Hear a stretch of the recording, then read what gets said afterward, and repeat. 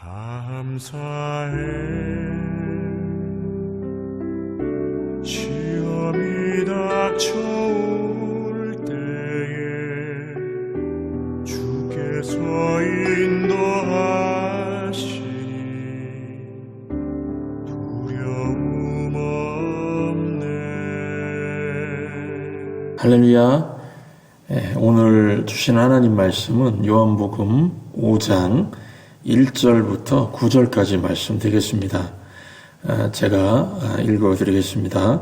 그 후에 유대인의 명절이 되어 예수께서 예루살렘에 올라가시니라. 예루살렘에 있는 양문 곁에 히브리 말로 베데스다라 하는 곳이 있는데 거기 행각 5이 있고 그 안에 많은 병자, 맹인, 다리 저는 사람, 혈기 마른 사람들이 누워 물의 움직임을 기다리니 이는 천사가 가끔 못에 내려와 물을 움직이게 하는데 움직인 후에 먼저 들어가는 자는 어떤 병에 걸렸는지 낫게 됨이러라. 거기 38배 된 병자가 있더라. 예수께서 그 누운 것을 보시고 그 병이 벌써 오래된 줄 아시고 이르시되 네가 낫고자 하느냐? 병자가 대답하되 주여 물이 움직일 때에 나를 못에 넣어주는 사람이 없어 내가 가는 동안에 다른 사람이 먼저 내려가나이다. 예수께서 이르시되 일어나 내 자리를 들고 걸어가라 하시니 그 사람이 곧 나아서 자리를 들고 걸어가니라. 아멘. 오늘은 이 본문 말씀 가지고 소망의 힘이라는 제목으로 하나님 말씀 증거하도록 하겠습니다. 오늘 본문은 베데스다 연못에서 38년간 이 병에 걸린 사람이 치유가 되는 얘기입니다. 본문에 양문이라고 나오는데 예루살렘 성전의 북쪽에 있는 문으로 희생제사에 쓰일 양들이 들어가는 문이라 해서 희생의 문이라고도 했습니다. 무너진 성벽을 재건할 때 양문을 먼저 세웠다고 하는데 즉 예배가 먼저 회복될 것을 기대하면서 예배를 먼저 회복시켜야 된다 하는 의미에서 이렇게 양문을 먼저 세웠다고 합니다. 이스라엘이 포로 생활을 마치고 이 바닥에서부터 시작할 때 예배부터 드렸다는 것입니다. 인생이 어려울 때에 예배부터 회복되어야 된다는 것을 보여주는 것이 바로 양문입니다. 하지만 양문 곁에 있던 베데스다 연못은 그렇지 못했습니다. 베데스다 그러면은 긍휼, 자비의 집이란 뜻입니다. 그런데 이곳에는 돈 없는 병자들이 많이 모였고 그렇지만은 자비의 집이 사실 아니고요. 선착순, 경쟁의 원리가 지배하고 있었습니다. 왜냐하면 오늘 3, 4절 말씀 보시면 그 안에 많은 병자, 맹인, 다리 저는 사람, 혈기 바른 사람들이 누워 기다리니 이는 천사가 가끔 못에 내려와 물을 움직이게 하는데 움직인 후에 먼저 들어가는 자는 어떤 병에 걸렸든지 낫게 됨이러라. 이 자비의 집이라고 하는데 소망이 없었습니다. 소망이 없는데도 불구하고 많은 환자들이 베데스다를 소망으로 여기고 모여 있었는데요. 그곳에서 천사가 내려와서 물을 동하게 하면은 빨리 들어가가지고 빨리 선착순 들어간 사람이 나을 것이다. 이런 기대를 가지고 사람들이 모여 있었죠. 그런데 38년 된 병자는 항상 못 들어갔습니다. 꼴찌 인생이었습니다. 도와주는 사람이 없고 자기 힘으로 들어갈 수가 없었기 때문에 그렇다는 것이죠. 그래서 자비의 집이라는 곳이 선착순, 경쟁이 있는 곳이 되었습니다. 여러분, 선착순은 소망이 될 수 없습니다. 선착순, 경쟁, 성공 위해서 남을 누르고 올라야 하는 이 베데스다적인 구조가 행복하고 소망을 줄 수 있을까요? 아닙니다. 이곳에는 원망의 영성이 있었습니다. 38년 된 병자가 그러죠. 누가 자기를 물에 넣어주지 않아서, 조건이 안 맞아서, 환경 때문에, 또 누구 때문에 이러면서 원망하고 있는 곳이 바로 이 베데스다였다는 곳입니다. 오히려 여러분 진정한 소망은 예수 그리스도의 이름이 있다는 것을 믿고 알고 또 증거함에 있습니다. 예수님께서 오셔서 마태복음 6장 33절 보시면 그런즉 너희는 먼저 그의 나라와 그의 의를 구하라. 그리하면 이 모든 것을 너희에게 더하시리라. 이게 먼저라고 하셨죠. 이 말은 우선순위를 알아야 된다는 것입니다. 이 베데스다는 우선순위가 뒤집혀진 그러한 장소였습니다. 이러한 상황에서 베데스다에 예수님이 오셔서 세 가지를 교정해 주십니다. 간단히 살펴보겠습니다. 첫째는 예수님은 예수님께 눈길을 돌리라 이렇게 말씀하고 있습니다. 6절부터 8절까지 말씀입니다. 예수께서 그 누운 것을 보시고 병이 벌써 오래된 줄 아시고 이르시되 내가 낫고자 하느냐? 병자가 대답하되 주여 물이 움직일 동안에 나를 못에 넣어주는 사람이 없어 내가 가는 동안에 다른 사람이 먼저 내려가나이다. 예수께서 이르시되 일어나 내 자리를 들고 걸어가라 하시니 베데스다는 병자들이 오는 곳입니다. 답이 없는 곳이고 그렇죠? 인생에도 답이 없습니다. 이런 소망 없는 곳에 예수님이 찾아오셨습니다. 그러면 질문드립니다. 왜 많은 병자 중에 38년 된 병자에게 가셨을까요? 세상에서 가장 치유가 필요한데 100% 절망만 있는 그런 사람에게 가신 이유가 무엇일까요? 이런 사람에게도 하나님의 은혜가 임할 수 있다는 것입니다. 이런 사람에게도 하나님이 주목하고 계신다는 것입니다. 6절 예수께서 그 누운 것을 보시고 그랬죠. 사람들이 고난당했을 경우의 특징은 하나님이 나를 외면하고 버렸다는 느낌을 가지게 된다고 합니다. 하지만 하나님은 우리가 아무리 힘들어도 우리에게 와서 내가 너를 보았고 내가 너를 알고 있다고 하십니다. 우리는 하나님이 모른다고 생각할 때가 있습니다. 이사야서 40장 27절 보시면 야곱아 네가 어찌하여 불평하며 이스라엘아 네가 어찌하여 불만을 토로하느냐? 어찌하여 주님께서는 나의 사정을 모르시고 하나님께서는 나의 정당한 권리를 지켜주시지 않는다 하느냐? 사람들은 이렇게 말하지만요. 하나님은 모든 것을 아십니다. 이사야서 40장 26절 보시면은 너희는 눈을 높이 들어 누가 이 모든 것을 창조하였나 보라. 주께서는 수요대로 만상을 이끌어내시고 그들의 모든 이름을 부르시나니 그의 권세가 크고 그의 능력이 강함으로 하나도 빠짐이 없느니라. 하나님은 모든 것을 알고 계시고 있다는 것이고 하나님이 우리를 주목하지 않는 것이 아니라 우리가 하나님을 주목하지 않는다는 것입니다. 그래서 질문을 바꿔야 됩니다. 과연 우리는 하나님을 얼마나 주목하는가? 과연 우리는 하나님을 얼마나 생각하는가? 이렇게 생각을 바꿔야 됩니다. 얼마나 하나님을 위해서 내가 시간을 보냈는지 곰곰이 생각해 봐야 됩니다.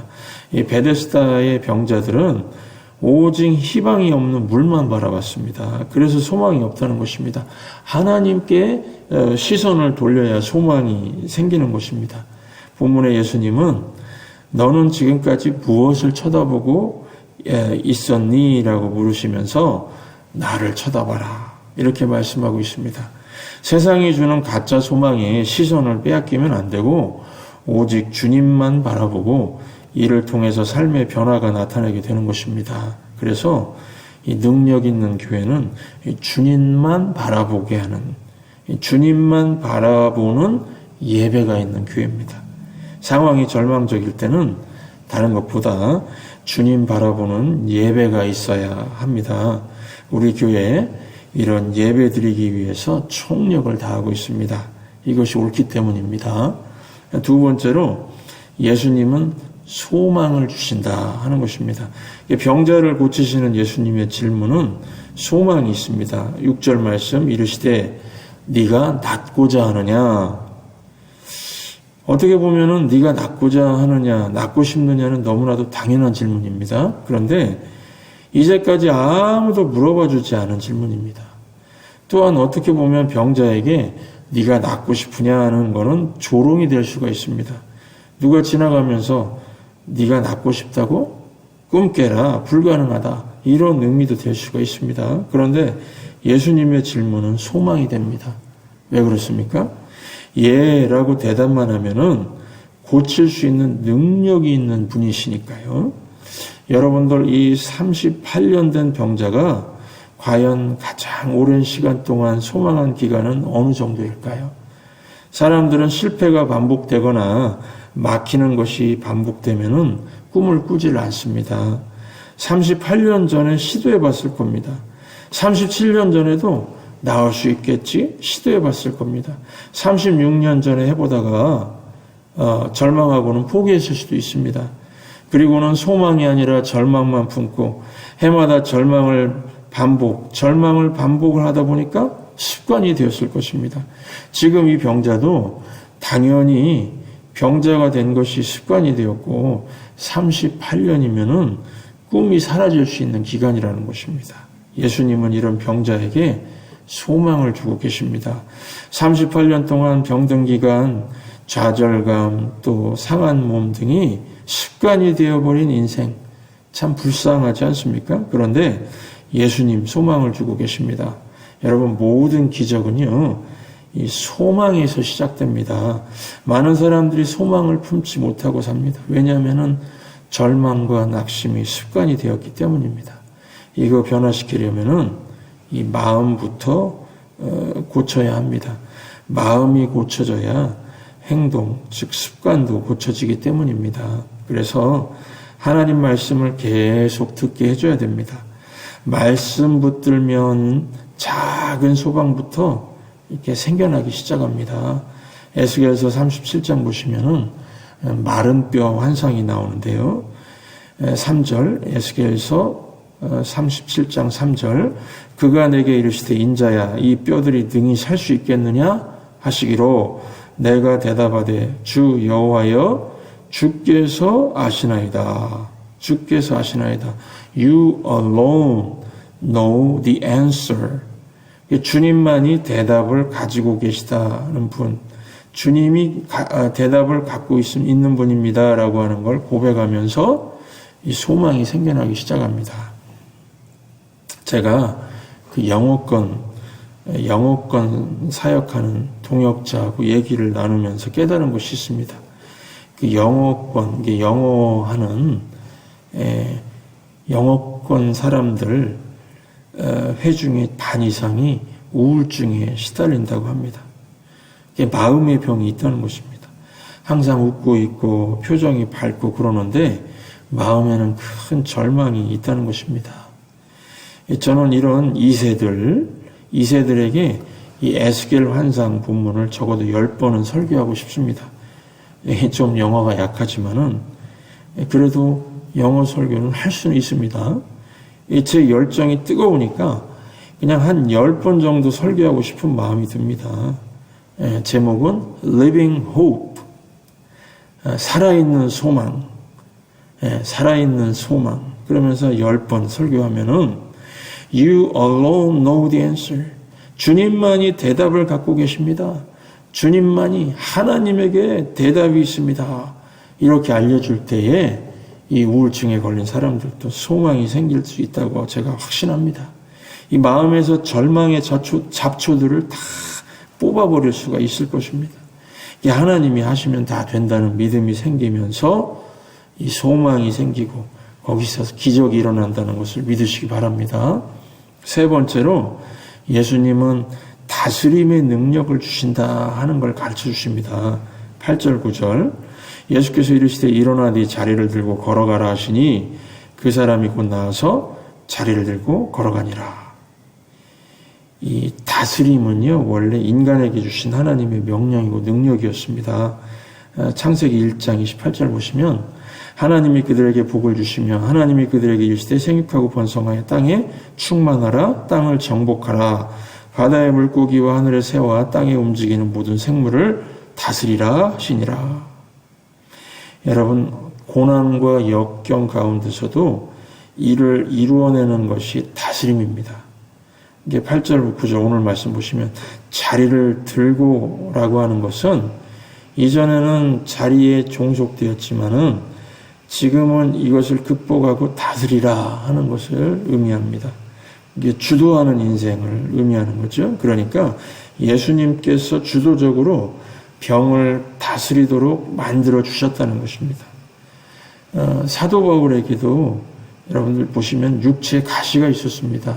그 위대한 사도 바울도 살아가는데, 특히 사역하는데 치명적인 질병이 있었습니다. 그래서 3번이나 주님께 기도를 했습니다. 하지만 하나님은 가시가 있어도 일할 수 있게 하셨습니다. 약할 때, 강함 때는 능력 있는 삶을 살게 하셨습니다. 어떤 분들은 몸이 약해서 항상 그것 때문에 이렇게 우울해하시는 분이 있는데 그렇지 않습니다. 여러분, 우리가 기억해야 할 것은 우리는 삶이 변화되기 원하지만 변화 없이도 하나님이 쓰신다는 것입니다. 즉 하나님은 우리에게 감당할 수 있는 능력을 주신다는 것입니다. 고쳐서 일하는 것이 아니라 약한 상태에서도 우리를 사용하십니다. 이게 다스림의 능력입니다. 물론 기도하면은 고쳐주시죠. 그래서 다스림의 능력을 보이고 살 수 있고, 또 안 고쳐주셔도 이게 중요합니다. 안 고쳐주셔도 세상 사람들은 다 절망하겠지만은 하나님의 백성들은요, 안 고쳐주셔도 다스림의 능력을 받아서 일을 할 수가 있다는 것입니다. 미국 교회 중에 세들백 교회가 있습니다. 최근에 교인 수가 이 세례받는 숫자만 5만 명이라고 하는 엄청나게 큰 교회입니다. 이 교회에 릭 워렌 목사님이 계시는데, 이 목사님은 아드레날린 분비가 제대로 안 되는 병을 가지고 있다고 합니다. 2억 5천 명 미국 사람 중에 16명만 경험하는 희귀병이라고 합니다. 일반적으로 아드레날린이 분비되면은 어느 정도 긴장감을 주지만, 이분은 이 아드레날린이 분비가 되면은 눈이 희미해지고 엄청난 위기의식을 느끼게 되고, 이것이 지속되면은 기절을 하게 되는 병이라고 합니다. 그래서 의사가 진단한 내용 중에 목사는 절대 하면 안 되는 직업이다, 이렇게 얘기했답니다. 이것을 가지고 이 릭 워렌 목사님은 하나님에게 이 병을 고쳐달라고 기도했지만은 고쳐주지 않았다고 합니다. 하지만 병은 고쳐주지 않았지만은 교회가 계속 부흥하기 시작하고, 그래서 설교를 2번 해야 되니까 하나님 병을 고쳐주시든지 2번 설교할 수 있는 힘을 주세요라고 기도하자 설교할 수 있는 힘을 주셨다고 합니다. 여러분, 다스림은 이같이 고난을 딛고 사명을 감당하게 만드는 것입니다. 그러므로 우리 집사님들도 어떤 상황 속에서도 이 다스림의 능력을 발휘하는 성도들이 되시기를 주의 이름으로 축원합니다. 우리 예수님께서 함께 하시면은 예수님 바라보고, 또 예수님 바라보면서 소망 갖게 되시고, 또 예수님을 믿고 예수님께 구하면은 어떤 상황에서도 극복하고 다스릴 수 있는 능력이 나타난다는 것을 꼭 기억하시고 오늘 하루도 힘있게 사시기를 바랍니다.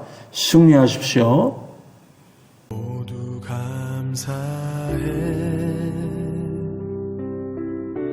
절망 속에서 새 힘을, 새로운 용기 주시니 승리하리라. 나의 모든 생활 속에서 주님이 함께 하시니 주님의 성령 나를 인도하시니 시험이 나를 찾아올 때 주님 지켜주시리. 주님의 성령 나를 인도하시리.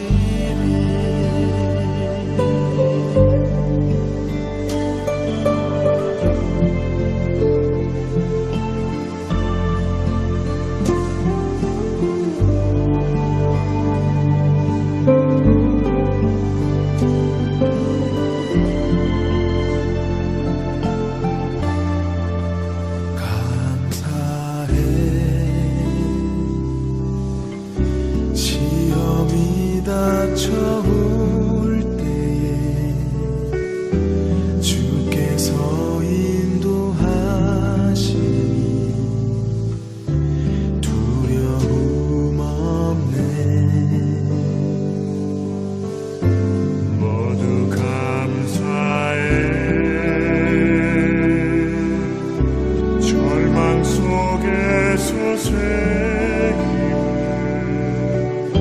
새로운 용기 주시니 승리하리라. 나의 모든 생활 속에서 주님이 함께 하시니 주님의 성령 나를 인도하시니 시험이 나를 찾아올 때 주님 지켜주시리. 주님의 성